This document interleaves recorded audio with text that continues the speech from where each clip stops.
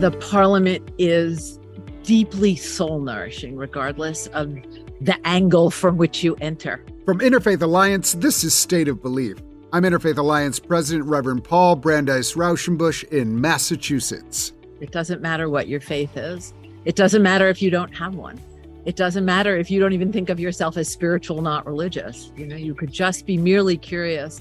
This is a place, a time, a gathering, an opportunity to get a kind of nourishment that you're not going to find anywhere else. Starting on Monday, August 14th, Chicago, Illinois will play host to a unique week-long global initiative for peace and mutual understanding, the Parliament of the World's Religions. With a history tracing back to 1893, the Parliament's convenings attract participants from more than 200 diverse religious, indigenous, and secular beliefs from more than 80 nations. This year's theme is a call to conscience, defending freedom and human rights. We'll explore that theme and what we can expect in Chicago on this week's State of Belief. One thing you can definitely expect is me. I have been to many parliaments in past years, and I am excited that I have been invited to speak on the main stage in front of 10,000 people about the current crisis happening in religion and human rights around the world. So all this and more on this week's State of Belief. Thank you for listening. To get these important conversations in front of more of the people who need to hear them, we have partnered with Religion News Service, the leading religion journalism organization in the country. Please visit stateofbelief.com/new podcast. Be sure to subscribe to The State of Belief at Apple Podcasts or your favorite podcast platform, or at stateofbelief.com/new podcast. State of Belief is made possible in great part by the generous support of our listeners. If you've made a donation, thank you for helping get these conversations heard by more people who need them. If you haven't pitched in yet, information on how you can keep this show on the air is available at stateofbelief.com. And you can find out more about the work of Interfaith Alliance and join us at interfaithalliance.org. And now to my guests. The Parliament of the World's Religions is the world's largest, most diverse, and inclusive interfaith convening of people of faith, spirituality, and goodwill. Its origins are rooted in the 1893 World's Columbian Exposition in Chicago, where the historic first convening of the World Parliament of Religions created a global platform for engagement of religions of the East and West, and was therefore recognized as the birthplace of the modern interfaith movement. Reverend Stephen Avino serves as the executive director of the Parliament of the World's Religions.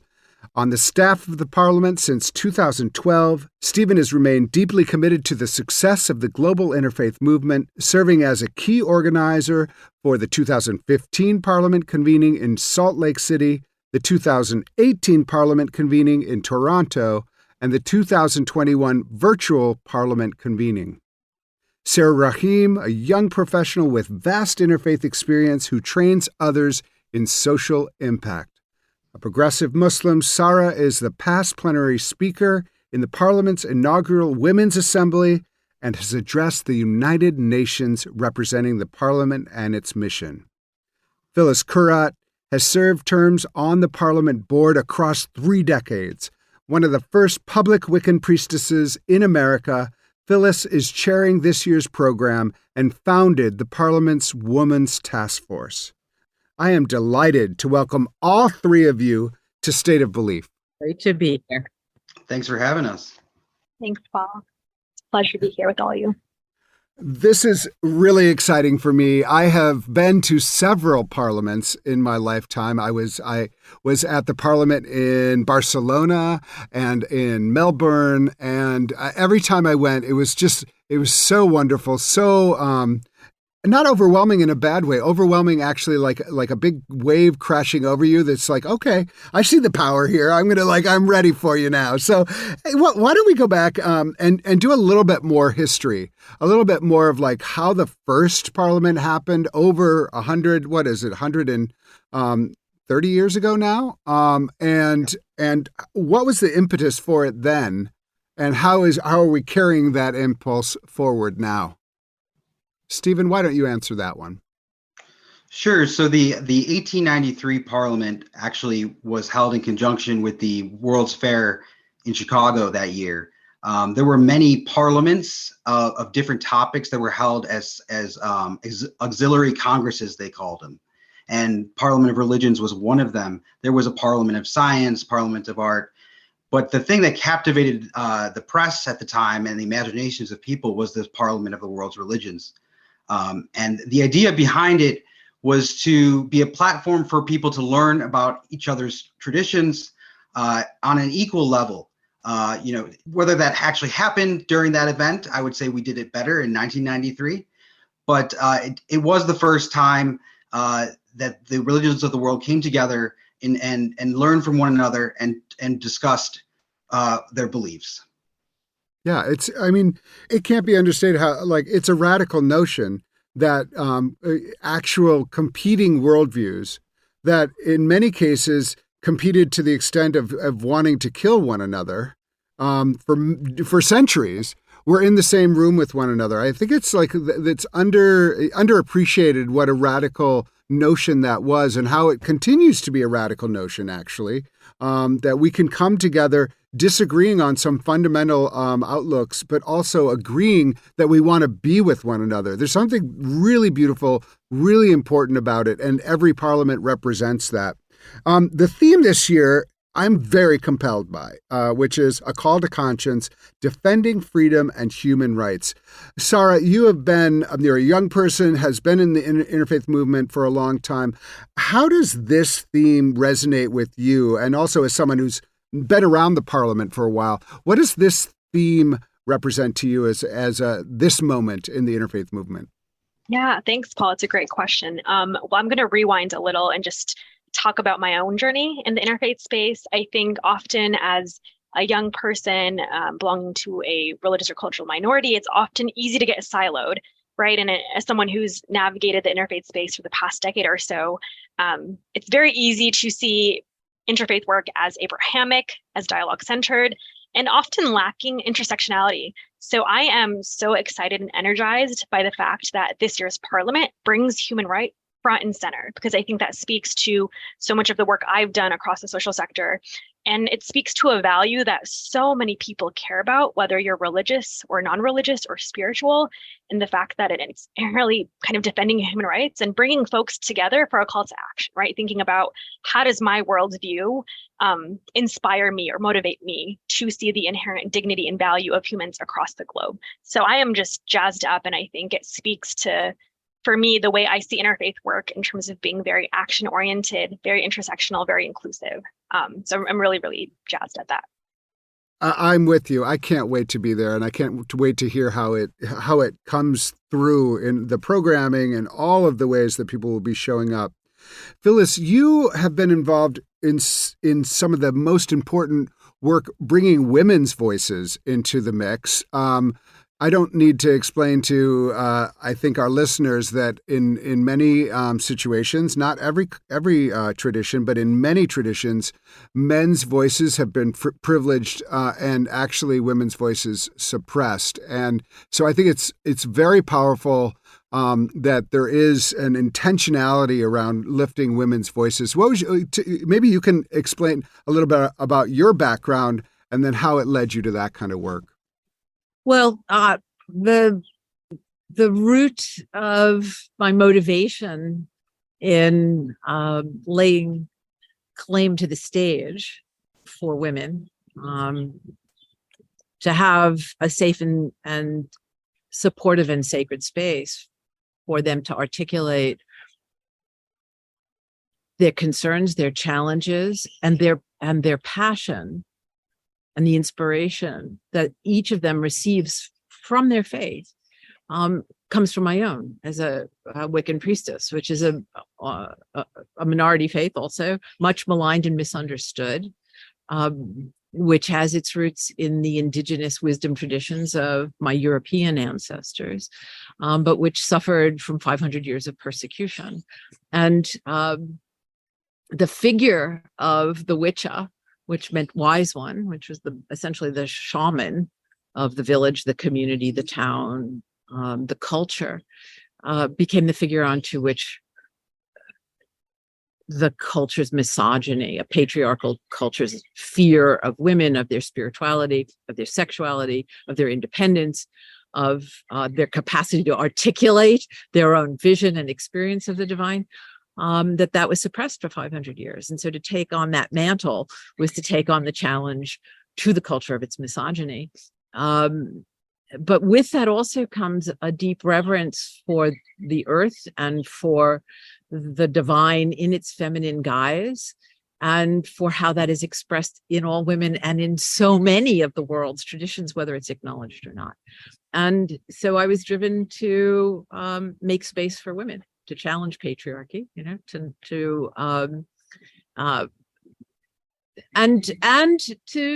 challenge the patriarchy. One of the blessings of being an outsider is the freedom that comes with it, right? And so you don't have to stand within an institution, and I do that as a lawyer, but I don't have to do it as a spiritual person. And so part of the work has been to challenge the oppression of women, the discrimination against women, the domination of women, the devastation of women's spirits and their bodies and their lives and young girls, a lot of which has been perpetrated by religion, patriarchal religions. And the parliament, because of its remarkable foundational values of mutual respect for all human beings, made room for us to begin to say, as President Carter did, you were there in Melbourne, right? 2009. He gave this remarkable speech, which was part of the inspiration for the creation of the Women's Task Force and the Women's Assembly and the Women's Plenary, that in fact, at the heart of every religion is this respect for the human being, and that no religion demeans women. It's the interpretation or the misinterpretation of text and of tradition and of credo, and hierarchical institutions, which tend to be male, right, that oppress women, and that has no place in religion. In fact, it's a contradiction. I mean, you hear it almost all in part of the truism of many interfaith gatherings is that you have 5 men up there talking to one another. And I think that that's I think part of the important value of this is that it just cuts off actually the wisdom that's available to the wider group. And so intentionally bringing a more diverse in terms of gender. One of the questions, just going back to the theme that we're dealing with in this country is the perceived tension between human rights and religious freedom.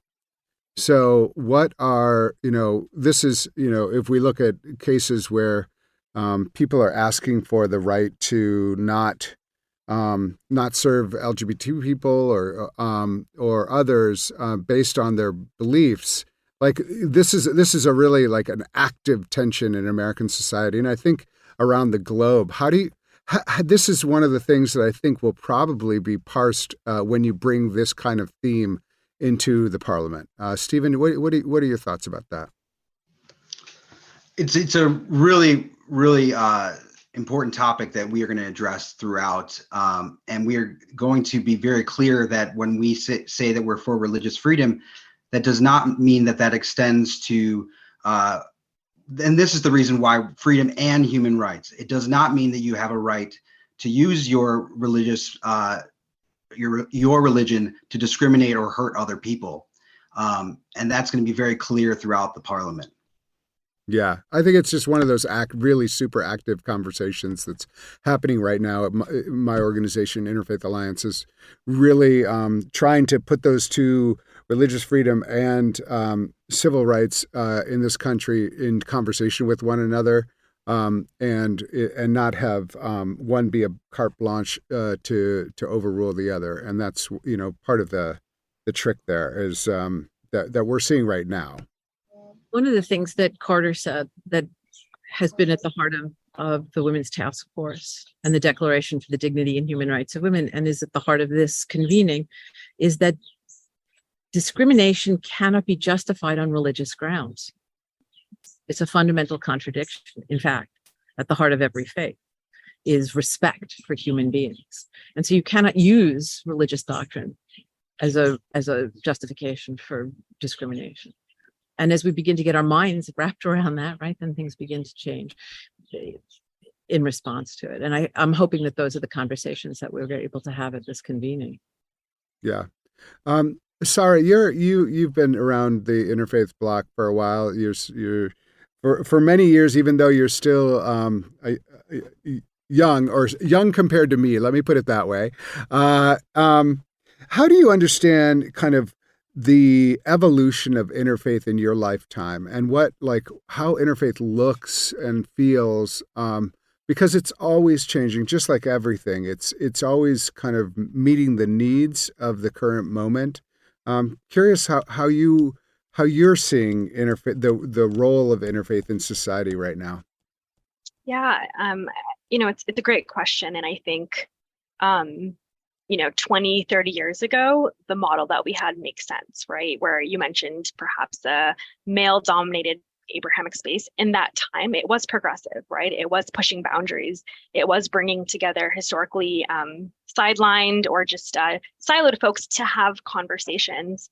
And my challenge there is, and then what, right? So even just the idea of bridging the intergenerational gap and including young people, I feel like young people became a buzzword, right? I've historically supported the Next Generation Task Force. So recognizing there was a need to invite more folks in because a lot of the folks doing interfaith, intercultural work and dialogue were older. So, I got brought into this space 10 years ago and I'm still being labeled a young person. So I think for me, interfaith, intercultural work, it has evolved, right? It has evolved. It's intersectional. I work with folks across the world who are doing their own work in their own context, pushing boundaries, promoting human rights, folks of faith, of non-faith. So I think a challenge I have for the interfaith space to push in conversation is how do we move the agenda beyond just maybe tokenizing young people to just having them inherently a part of the conversation from the get-go, right? Recognizing the diversity that's already happening on the grounds and elevating that and uplifting that, because oftentimes we don't have to recreate the wheel. Oftentimes that work is already happening in another space. So I think we've come very far, and in many ways, folks are comfortable talking about religion and culture and identity and understanding its intersectionality. So I'm energized by the idea that the platform of the parliament will allow folks to uplift the great work already happening, and perhaps allow others to learn from young people in the space who may know how to do interfaith work in a conflict zone, right? In a different area, defending human rights. So that's my challenge, I think, is also moving away from siloing young people and really acknowledging the diversity of intercultural work, interfaith work as it is right now. Yeah, well, I think also with young people, you have the reality that many people are not identifying with a particular tradition, and yet they're very interested in the kind of conversations that can happen around meaning, around value, around respect, around listening. So I'm curious, Stephen, if there's how are I'm often wrestle with this. We're an interfaith organization too. And sometimes people want to be included and sometimes they're like, no, we're not actually interested in being in part of your religious conversation or interfaith conversation. But what we're finding is actually everyone has beliefs. They just may not have a religious tradition that they adhere to. How could they plug into the parliament in its current form and maybe as it continues to grow? Well, actually, a significant portion of Parliament attendees don't consider themselves part of a specific religious tradition. I think something like 20% at one of the parliaments recently, either 2018 or 2015, were spiritual but not religious. We also have people who are unaffiliated. It really is it's a diversity of people who all what they do have in common is the theme. They want to bring about a better world through defending freedom and human rights, which is our theme this time. And I think everybody, no matter if you have a religious tradition or not, can get behind that, that we all have a stake here in making sure that the world doesn't go backwards in a lot of our freedoms and a lot of our human rights. And that does, whether you're religious or not, I think you can get behind that. And that's the conversation that's being had at the Parliament this year. We'll be back with more of this conversation with Reverend Stephen Avino, Sara Rahim, and Phyllis Karat from the Parliament of the World's Religions. If you miss any part of today's program, you can hear full episodes of State of Belief anytime on our website at stateofbelief.com. And make sure you subscribe to the Next Generation podcast. Please go to stateofbelief.com/new podcast. That's stateofbelief.com/new podcast. You're listening to State of Belief, where religion and democracy meet.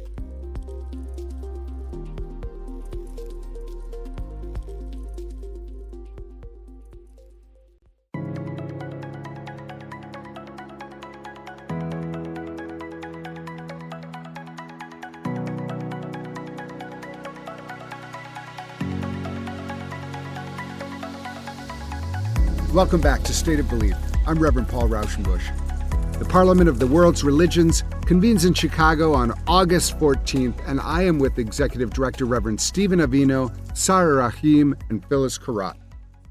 One of the coolest moments, and I actually did a little piece on it when I was at Huffington Post at the Parliament in Salt Lake City, was the Silent Women's March. I don't know if you recall this, but it was a moment. It was really, it makes me, one of the things that seems cool as I begin to look through the program of this year is the non-dialogue things that are happening, but recognizing that, conversation and engagement and interaction can happen in a lot of ways that is not about words.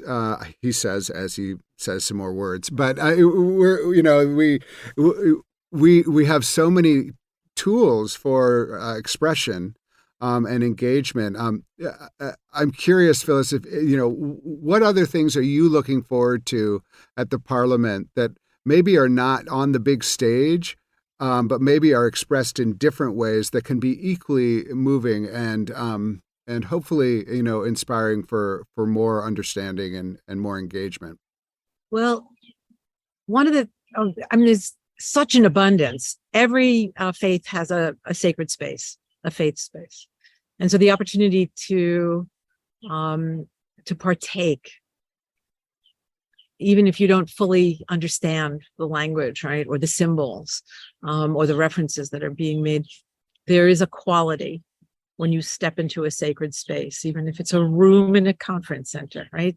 The intention that is set by those for whom it is sacred, and you enter that space and it affects you emotionally, especially if you don't understand the language, right? And it's just music or prayer or supplication. There's something overwhelmingly beautiful about that. There's music. We punctuated all of the plenaries with prayer, but which are words, but also with ritual. We have Shinto ritual, and Stephen can speak to the list better than I can at this point, and music throughout, because music speaks to our hearts and opens our hearts. So, and without those, we can't really learn, and we can't really meet each other, right? It's not just an intellectual undertaking, it's an undertaking of the heart, of our compassion. I remember in Barcelona, I was with a group of students from Princeton where I was working at the time, and I heard rumor about a Sikh, langar, and I was like, how do I get invited? I want my students to get invited to the Sikh langar, and then they were like, no, anyone can come. I was like, no, anyone can't come. I mean, it's the entire Parliament can't come to that. They're like, no, actually, the entire Parliament can come to this langar, and langar is a meal. It's a meal, and I was just like, what? And so we got in line, and sure enough, you got in line, and you went, and they had people serving a wonderful vegetarian meal to the entire Parliament, not asking for any money, and they were moving their lips as they were doing it. I was like, what are they saying? And it was like, well, actually, they're all praying while they're doing it, because this is a sacred act. And I think like that kind of thing, I think about seeing those women walk silently together, representing traditions that have often been at odds and even at war with one another, showing up with their bodies, not saying anything, and walking silently through the parliament. And you could not pay attention. You know, I mean, it was like that was, you know, it was more deafening than any words could have been, because it showed. So there's just so many ways, and the parliament gives a forum for this kind of creativity, which I think is wonderful, because honestly, like, you know, the more we can be creative, I've been to lots and lots, and as all three of you have too, lots and lots of interfaith stuff. And it can be really like, formulaic and dry. And I think the more we can bring creativity, imagination, inspiration into it, and really leave with, you know, more better ideas about ourselves and our community, I think it's wonderful. There's going to be a women's village, which is filled with art and trees and fountains and water ceremonies and spontaneous ritual and invitations for singing and music and all kinds of magical eruptions. And now magical eruptions. I like that. So, I mean, this is okay. I know a lot of our listeners are like, well, I would like to be there. Are there ways that even if someone can't sign up, are there things that are going to be streamed, Stephen, that people can sign into and possibly enjoy? Even if you can't get the visceral aspect of the village, you can still experience some of this, even if our listeners may not have time to pack their bags and book a trip. But it would be great for people to know if there's a way to sign up. Yes, there is. It has not opened yet, but we will have streaming of the main stage sessions. So those are our plenaries and assemblies, and you will be able to watch those and interact with the other attendees, both virtual and in person, through our website while watching them. And I want to mention, Paul, that you spoke about the Longar in Barcelona, and that was a Longar by the sea. We're going to have a Longar by the lake this time. So we are continuing that tradition. Oh, wow. And those free meals in Chicago. It's really beautiful. And I think there's going to be some sort of parade on Sunday to start it off. I mean, these are people, to our listeners, like, this is going to be like wild. It's going to be a celebration of all these like sacred traditions who are coming together to really create something beautiful. And I think that not only is it about like the individuals coming together but it's casting a vision, I think, for our world about what could be possible. And one of those things that I really like that I don't think I've seen before is like there's going to be a parade of sacred music. Is that right, Sara? Yeah, that is correct. I was going to say, hopefully an invitation for folks who are new to the worlds of interfaith engagement or well-seasoned is just the power of connection and relationships that you will form at the Parliament. So for myself, example, back in 2015 in Salt Lake City, that was the first Parliament I had ever attended.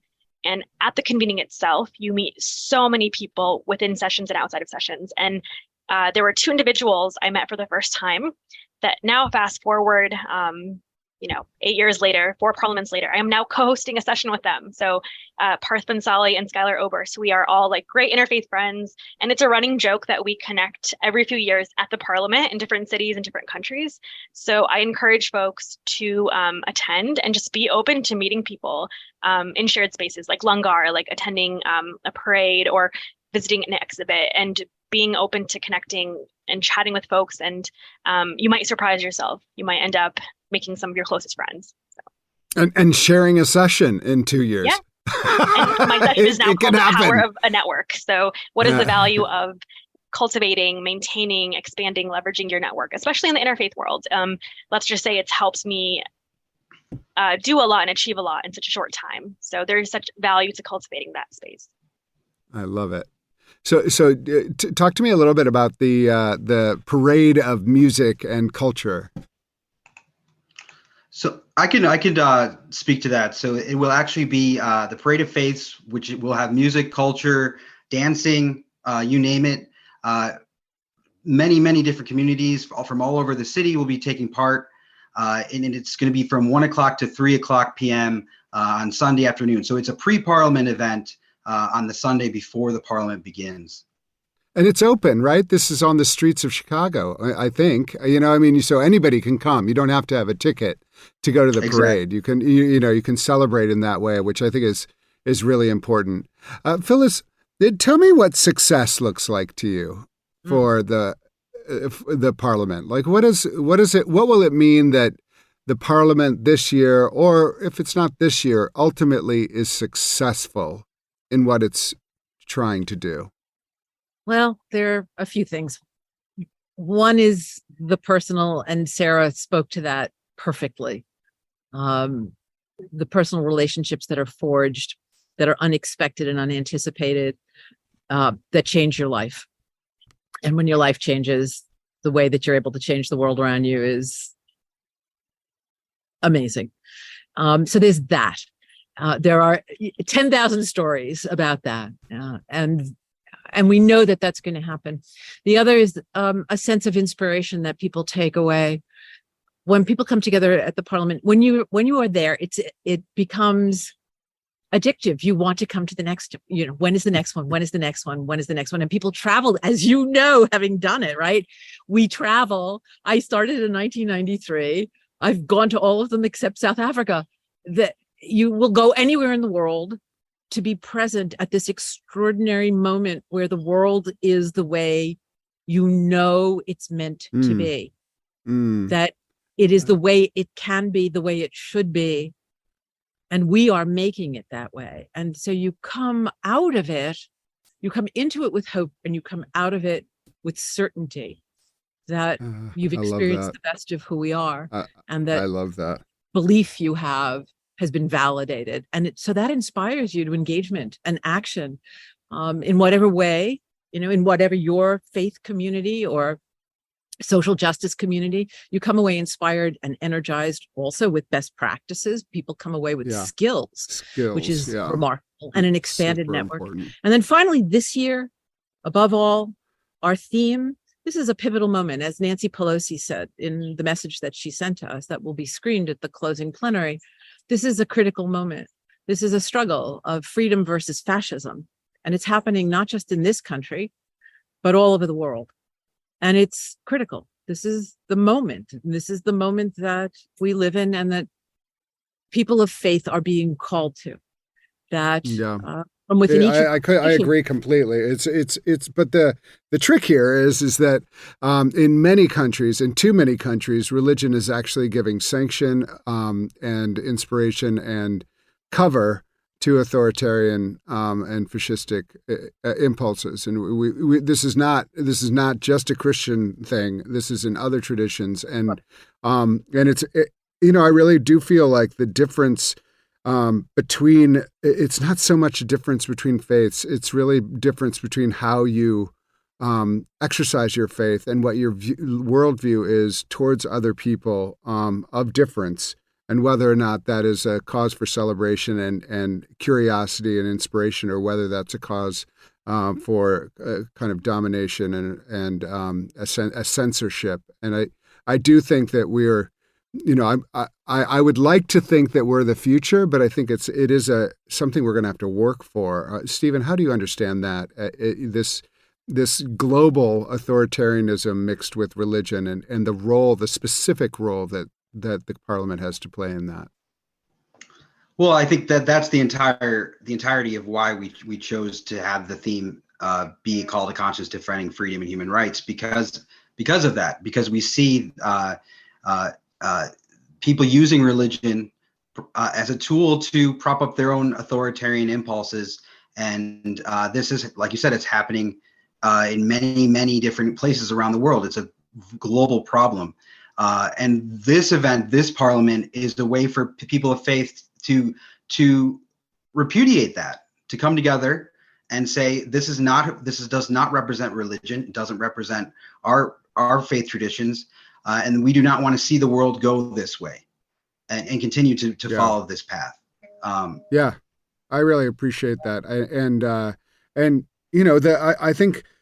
I think it's important, frankly, and I'll say this to your face because I've been thinking it. Like, it's important that the Parliament decided to do this, because the Parliament is taking itself serious enough to know it has a specific role in this moment, and that we can't just assume that the status quo is going to work, because we really are up against it right now. And what is the opportunity is to be forthright and at the same time invitational.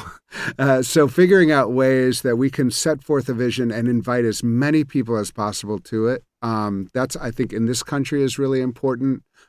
Saying that just because I'm against Christian nationalism doesn't mean I'm against conservative Christians who are very, very devoted to their faith. I want to extend a hand. I want you to be part of our circle. You just don't get to be in the middle of it, and you don't get to dictate everything to everybody else. But that's okay. We all have to learn how to be with one another. And so I think the Parliament taking on this specifically is really important. And I want to applaud all of you who have worked so hard to develop this. It's just really important. Sara, what gives you hope right now as you go into the Parliament? You're also working at a place I love, Interfaith America, where I worked until I took on Interfaith Alliance. And you're working there. You're going to the Parliament. There's so much good stuff happening. But what gives you hope right now? Paul coming with the heavy questions. What gives me hope? I think in many ways, some of the folks on the screen give me hope, like Stephen Avino, Phyllis, yourself, for us to have meaningful, courageous conversations around topics that have historically been taboo, to acknowledge the healthy tension of religious freedom and defending human rights. And I think the potential of the Parliament gives me hope that there are people who significantly care about these issues, that are willing to show up, be present, build momentum, lead with the movement, and then hopefully take back what we've learned and cultivated into our own communities and take those micro actions, right? I think that gives me hope, knowing that we're not going to solve everything overnight, and there is power and potential in these conversations, and being able to leverage in many ways, and this may be reference in the global ethic, right? At its best, religion, faith, and culture, they shape the ways in which we think and the ways of the world in many wise and wonderful ways. So I think leaning into that for me gives me hope, and being able to take that narrative back to my community and center myself on that. Beautiful. Phyllis, what gives you hope? Well, the experience of the Parliament it's a hope generator. And when we address this particular issue at this particular moment, I'm hoping that it not only encourages people, but it gives them courage, because that's essential right now. Fascism works in a variety of ways. It works with disinformation. It works with fear. And part of that fear is the fear of the other. Right? And it doesn't matter what the faith is, right? This goes on all over the world, whatever the other is, right? The antagonism is directed at them, and that reinforces the power of the demagogue. And the Parliament is the answer to that. It's part of the antidote. We don't other each other, right? We acknowledge each other, we receive each other, we honor each other, we appreciate, we value each other. We eliminate that that distorted idea of the other being a source of fear. Instead, right, we see each other as members of a family. Right. I love that. So I take hope. That always gives me hope. And right now, it's right on target, right into the heart of what they use to manipulate and to seize power and to do damage. And I see us. I have hope that we are part of the healing force, the antidote to that toxin. Stephen, last word on hope. Well, I guess I could add to what Phyllis is saying about people needing courage. I think what gives me hope is people. If you talk to people one-on-one, they're pretty disgusted with the way things have been going in the world. The problem is people feel powerless, and the Parliament is a way for people to feel powerful, and to come together and express what their hopes for the world. And so the Parliament itself gives me hope. People give me hope, and my faith gives me hope, I would say. Talk a little bit more about that. What is your faith? I'm a Christian. I actually was ordained in 2019 through an independent Catholic jurisdiction. And so that's very important to me, but I actually was not raised very religious. That actually came out of going to the Parliament, being around different faiths and learning from one another actually made me stronger in my own faith. And so that's another reason why the Parliament is very important to me. This is the new tagline.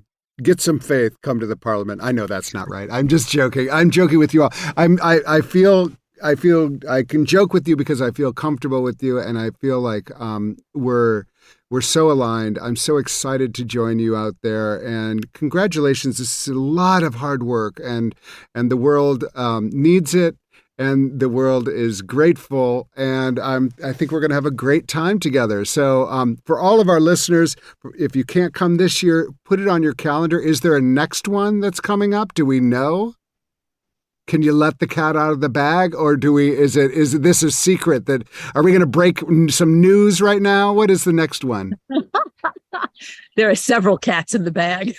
Oh, okay. Okay. You all are being very coy. So stay tuned, people. Either pack your bags, get to the Parliament this time, or stay tuned for the next Parliament, because it's I have a feeling it's going to be a doozy no matter where it is and what it is. So, what is the one thing that each of you has wanted to say, but hasn't had the opportunity? And take 1 to 2 minutes to let us know about it. I'm happy to jump in and give you a user-friendly guide on how to navigate the Parliament of the World's Religions. So, you log in, you get that app, you get that one pager, and it looks like a meaty week, a hefty week. There's many, many days of incredible programming, both before, during, and after. And I would say, spend some time with the program in advance, download the app or online and just start the sessions you're interested in, support the folks, going. So, come to my sessions, look up my name, Sara Rahim, and I'd say be open to exploring. It's easy to get overwhelmed. There's so much happening. But I think setting some goals for each day of, I want to try this new thing, go to this location, make sure you go have langar because it is the best meal you're going to have. And have a good time. I'd say just be present. So those are all best practices. Talk to someone who you don't know, someone who may seem familiar, someone who may seem different. And be open to surprises and learning and listening and adapting. And also make some time to also unwind and debrief and just for any introverts out there, there's a lot of quiet corners too. So there are many ways to engage with and be present at the Parliament. Beautiful. I think I can build on that by saying that it's one of the great things about the location this year is it's right on Lake Michigan. And walking into the Parliament, you'll get a view of Lake Michigan that's incredible. So it's going to feel a little different than the past where you were boxed in the convention center. It's really quite breathtaking, and we're going to have a lot of outdoor sessions on the terraces, including a sacred fire that will be running throughout the Parliament and by the indigenous communities, and a labyrinth and a lot of really cool things that are going to be going on outside of the building. Mm. So in keeping with all of this, I think I want to encourage people to come because these are hard times. We went through the pandemic and everybody was very isolated. We come out into a world that politically looks an awful lot like it looked when we were isolated, right? It's easy to start to feel discouraged and disempowered, and to question whether there's anything a single person can possibly do in the face of climate change and poverty and now fascism. It's overwhelming. It's really overwhelming. And that's why you need to come, because you're not alone.